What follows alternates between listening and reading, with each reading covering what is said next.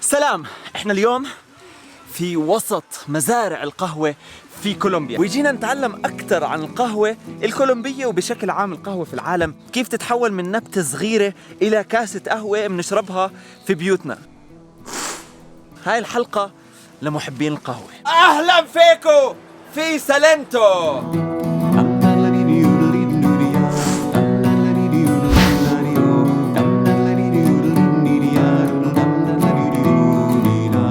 صباح الخير من مدينة سالنتو، منطقة القهوة والنخل في دولة كولومبيا. كولومبيا بلد اسمها مربوط ببابلو اسكوبار على جهة والقهوة على الجهة الثانية، عشان هيك توجهت من مدينة بابلو اسكوبار ميديين إلى مدينة سالنتو عاصمة القهوة الكولومبية، والمدينة هاي بشكل عام كلها طبيعة خلابة.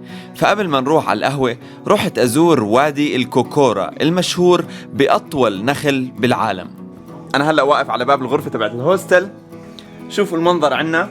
عشان نطلع الكوكورا فالي اللي فيه النخل تيجي على الساحة الرئيسية في المدينة اللي اسمها ساحة بوليفار، بتلاقي جبات زي هدول وبتطلع مع واحد منهم.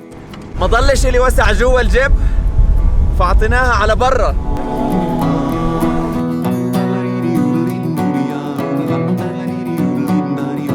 مفاجأة سريعة قبل ما نكمل الفيديو، زي ما بتعرفوا وصلنا 1,000,000 مشترك على القناة في يوتيوب، فعشان هيك راح اخذ معي 3 أشخاص منكم رحلة على حسابي على تركيا. فاللي مهتمين ادخلوا عندي على انستغرام، اخر بوست راح يكون فيه الشروط. موضوع بسيط جدا، ادخلوا عندي على انستغرام وراح تشوفوا. خليكم تكملوا الفيديو. وصلنا على الكوكورا فالي. هذا المكان معروف بأطول نخل موجود في العالم.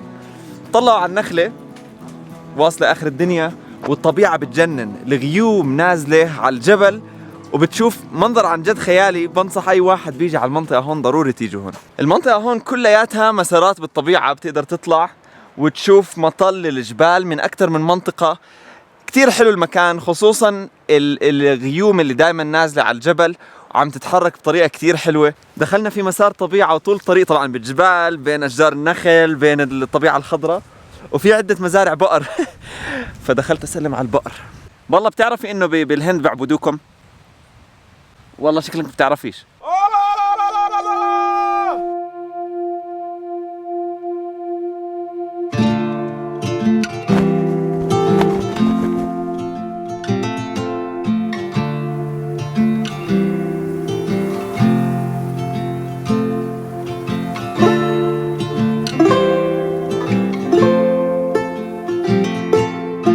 لكن بالرغم من الطبيعة الجميلة للمنطقة وجودنا فيها كان لأجل القهوة.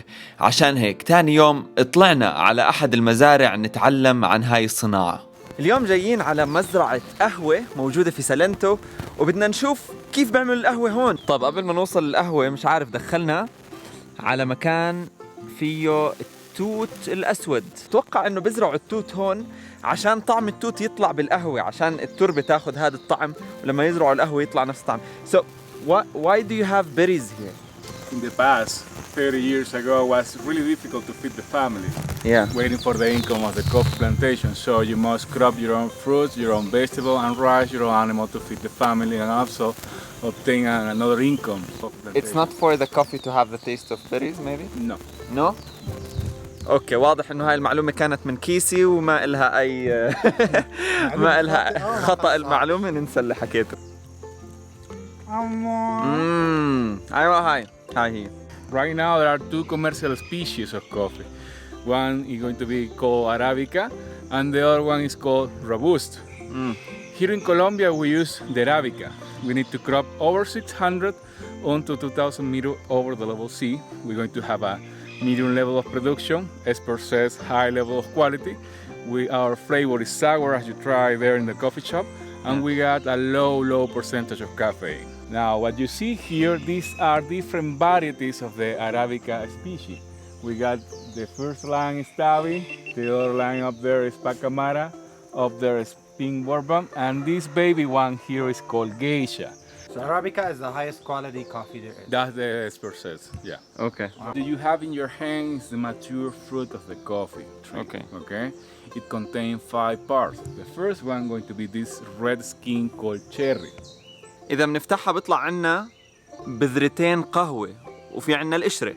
طب قلنا جربوا. Not quite good, sweet. فإذا بتاكلها طعمها زي طعم فواكه هيك، فيها طعم السكر اللي بنلاقيه في الفواكه. فالبداية بتكون عنا إنه باخدوا البذرة من حبة القهوة، بزرعوها في التربة. After planting the seed, we're going to wait about 2 months to obtain this small plant that you see here. It's called match. The match start to open it and we're going to obtain this round leaf. It's called fake leaf. أول ما تطلع بتطلع ورق مش حقيقي، ورق بس يعتبر استكشافي. إذا كان الجو مناسب تبدأ الشجرة تطلع الورق الحقيقي. باخدوها بحطوها في تربة فيها مغذيات للنبتة. بعد ما يتأكدوا إنه النبتة أمورها تمام باخدوها وبحطوها 8 أشهر جوا العلب البلاستيكية هاي، بيستنوها لتكبر شوي، بيختاروا أحسن نبتات طلعت، وقتها بحطوها تتأهل النبتة لتكون واحدة من النبتات الحقيقية في هذا المكان اللي بتطلع إنتاج. بعديها بيستنوا سنتين كاملات عشان تبدأ النبتة تطلع حبوب القهوة اللي زي هاي. يعني إذا أنت عندك حبة قهوة بدك تزرعها وبدك تطلع منها كاسة قهوة، بدك تستنى 3 سنين عشان تشرب كاسة قهوة. متخيل؟ Here in this farm, we're going to produce about 20 tons of the cherry, the red fruit. In a good year. So we must collect that in 2 months, 2 months and a half by hand. We cannot use equipment because we got this steep floor, and also we need to pick only the good fruit, the red one. اللي ورانا هاي كلياتها هي مزرعة القهوة تبعتهم. تيجي على منحدر عشان لما تمطر الدنيا المي تضلها نازلة لتحت، ما تعبي زيادة مي في النباتات عشان ما تخرب. النباتات هاي اللي شايفينها عنا كل 5 سنين بيقطعوا النبتة من الجذع تبعها، وكل 21 سنة بيشيلوا النبتة كلياتها عشان إنتاجها بيبدأ يضعف، وبحطوا نبتة جديدة مكانها. So what affects the quality of the coffee? The compost, the manure that you use, we use an organic one, so we don't going to poison our coffee. And the soil is very important to obtain this flavor in your cup of coffee. What does the altitude play? In the Arabica species, going to be more sour. When I buy specialty coffee, usually they have like a flavor put next to it, like honey, grapefruit, chocolate. How does this flavor come? Depending on the variety. If you have a geisha, people say it tastes like peach. Yeah. Other people told me it tastes like green tea. So Tavi going to be a sweet, sour coffee. أنا الصراحة مبسوط أكتر ما تتخيلوا، لأنه أنا من عشاق القهوة، وقاعد بتطلع على حبوب القهوة بالشجر اللي أنا بالعادة لما أكون قاعد في بيتي في الأردن ولا وأنا مسافر بكون قاعد بشرب كاسة القهوة. هلأ عم بتطلع على المكان اللي بتطلع منه حبة القهوة. هلا كيتال؟ بلشت تمطر. لقينا واحد من المزارعين مشغل موسيقى مكسيكية في نص الشجرات وقاعد بلقط. وهذا الشوال اللي بجمع فيه المزارع القهوة اللي بلقطها. شوفوا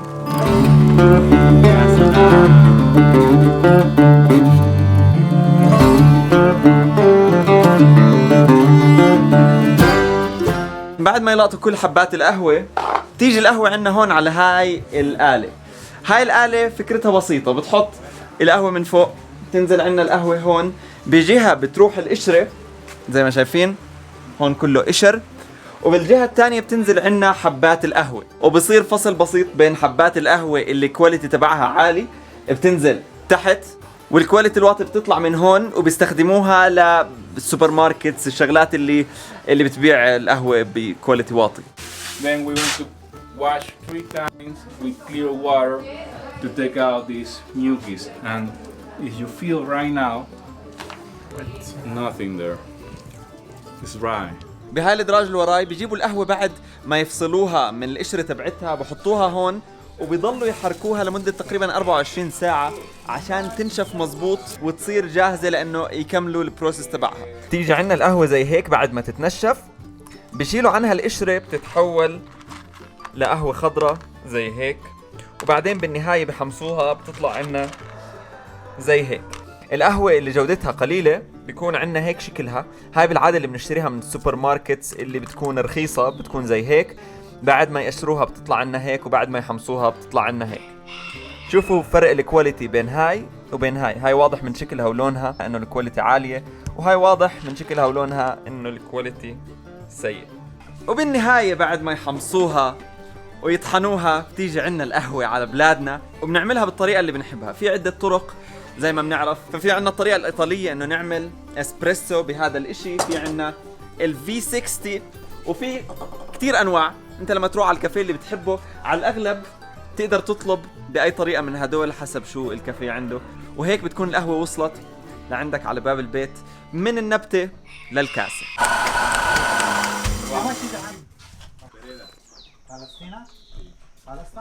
الله يا زلمة يسعد دين القهوة. اشتريت معي 12 كيس قهوة أعطيكم إياهم جيف اويز، فأي حدا مهتم يروح على انستغرام. كنت مفكر رحلتي مع القهوة خلصت، لكن تعرفت تاني يوم على زلمة عيلته عندهم أكبر مزارع القهوة في كولومبيا، وطلعت معه عشان أتعلم زيادة عن إنتاج القهوة وكمان التذوق الاحترافي لإلها. What's the difference between specialty coffee and normal coffee? Because they don't grow in such high volumes as well, and they're very delicate, and they don't give the kind of production that Robusta would do. Specialty coffee is never Robusta. No. Never. Hay especialidad que son Robusta, no. No, el Robusta se cultiva en Brasil y en el África.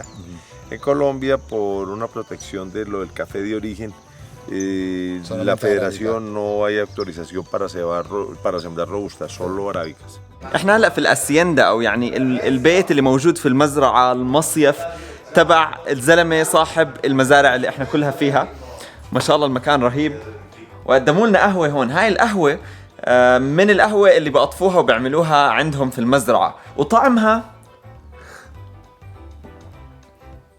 جدا ما فيه أي مرارة، ما فيه أي طعم. هذه القهوة اللي بتحس حالك بتشرب قهوة تضرب معك، لكن فيها كافيين أكتر من القهوة اللي بنشربها بالعادة. So it has more caffeine than the other coffee we usually drink. Yeah, from the espresso. It has a little more caffeine from the espresso. From the espresso. It goes through the coffee faster because it has more bars, more pressure. This blooms the coffee when it's ground. It blooms the coffee, so it extracts more flavors and as well more caffeine. اجينا على المصنع عشان نشوف اول شيء كيف بحمصوا القهوة، وثاني شيء عشان ندوق انواع القهوة المختلفة. عندنا هون فعالية بروفيشنال لكيف بندوق القهوة. اول شيء بنعمله بنجيب انواع قهوة المختلفة وبنحطها في الكاسات البودرة بعد ما نطحنها نص طحنة.